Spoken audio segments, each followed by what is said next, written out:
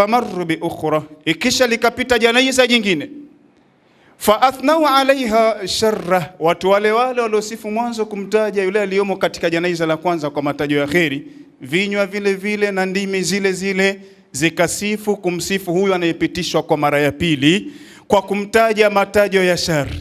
Na shari kila mmoja anaijua. Kiwa mzinifu manake itakuwa hali unatajwa kwa sifa ulioacha. Ulikuwa hivi utatajwa kwa hivi namna ulivyo, Mungu atuepushe. Huyu wa pili alitajwa kwa matajo mabaya. Bwana mkubwa huyu aliondoka, alhamdulillah wal minna, alhamdulillah, tapata kupumzika. Alikuwa mtu fedhuli, alikuwa mtu wa wake za watu, alikuwa mabinti za watu, ilikuwa mwizi, ilikuwa wakamtaja katika namna ya kusema huyu anayepitishwa hapa hakuwa ni mtu.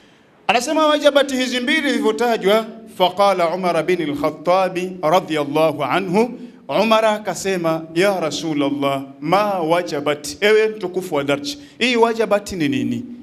Wa mwanzo amepita wajabati, wa pili anapitishwa hapa pia wajabati. Wajabati ni kitu gani? Hii wajabati ni nini?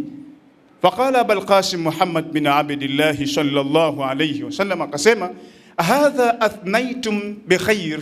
Huyo wa mwanzo janaiza lake lilipopita mmelitaja kwa matajo mazuri, metaja kwa matajo bora sana. Fawajabat lahu aljanna, kwa kilima kile kile kizuri mlichomsifu na kumsemea huyu imemwajibikia pepo kwa sababu nyinyi mmemtolea ushahidi mzuri.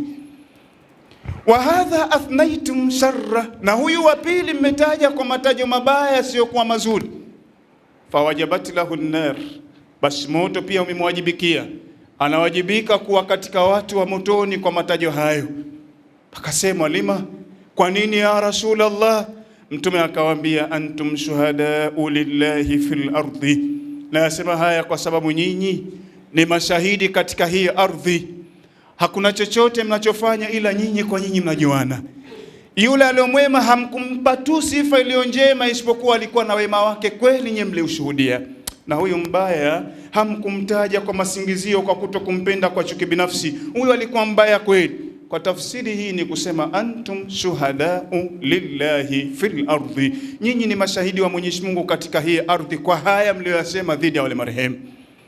Tunaloambiana ni kwamba tengeneza wema wako katika amali ulizo nazo, jitahidi ekeza jambo ambalo kwa jambo hilo hata ukitoka leo watu hawapati mashaka namna ya kukutaja.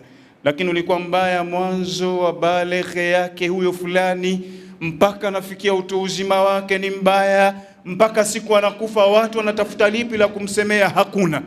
Umeyatengeneza maisha yako kuwa ni mabaya na sio mahususi ya dunia kuletwa.